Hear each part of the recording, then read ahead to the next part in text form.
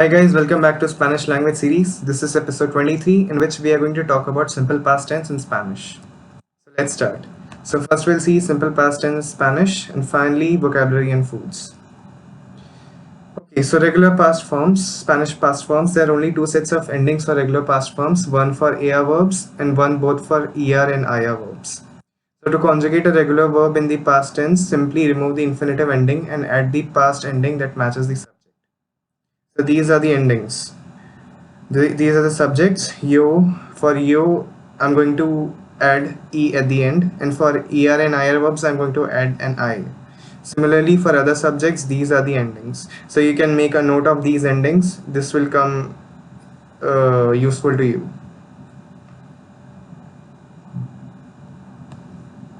Okay, so note that the first person singular, third person singular, and the second person formal singular past forms have tildes, which are the accent marks, which we have already seen.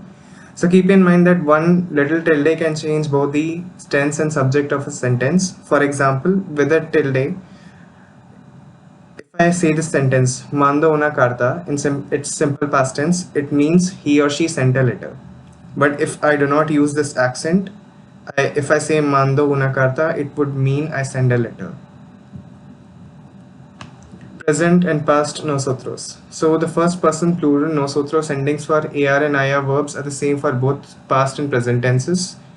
So context clues such as adverbs like siempre, which means always, and ayer, which means yesterday, can help you figure out if a nosotros form refers to the past or the present. For example, if I say siempre cocinamos paella los domingos, it would mean we always cook paella on Sundays.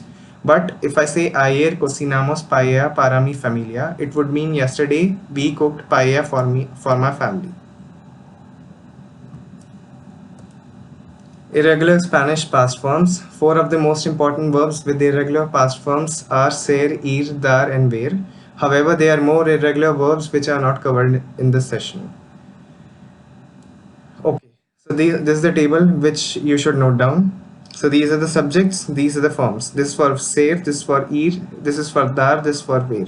So there's another note that these forms for ser as well as ir are same. So please make a note of it. Use of the past tense. The past is used to talk about completed actions in the past. More specifically, it is used to talk about beginnings and ends, things that took place on specific days or dates, specific times, or during specific time periods and events in a sequence. It is used to talk about completed events, beginnings and ends, specific times and dates, events in a sequence. So let's see some more examples. So the past is used to talk about completed events, especially those with very clear beginnings and ends. So if I want to say I bought a new car, I would say compré un coche nuevo. New car is coche nuevo. This is new and this is car. Un is a, compré means I bought.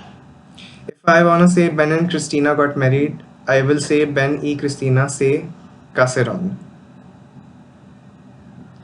If I want to say Roberto was born in Costa Rica, I would say Roberto nació en Costa Rica. Beginnings and ends. Beginnings and ends themselves are also talked about using the preterite. Keyverbs you will see used to talk about beginnings and ends in the past are empezar, which means to begin, comenzar, which means to begin, which also means to begin, terminar means to finish, and acabar means to end.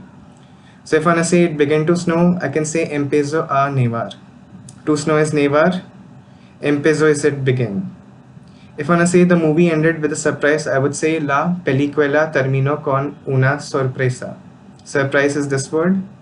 Con is with, terminó is ended, and the movie is la película.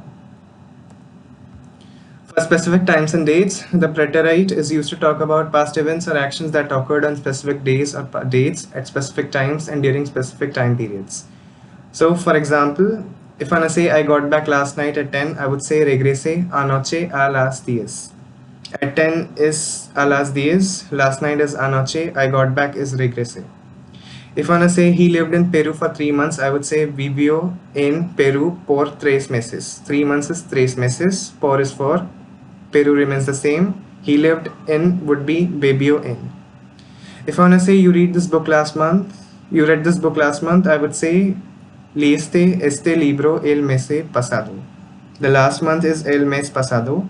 This book is Este Libro and you read is Lieste.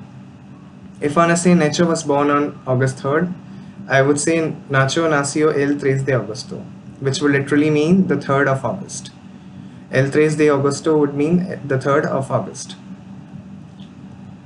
Events in a sequence. The preterite is used for listing past events that took place in a sequence. For example, if I wanna say I got up, got dressed and left for the party, I could say Mi levanté, me viste y salí para la fiesta. So for the party is para la fiesta. This is the word for left, this is the word for dressed, and this is the word for got up. If I wanna say you came in, drank a glass of water and ate a hamburger, I would say tú entraste, bebiste un vaso de agua y comiste una hamburguesa.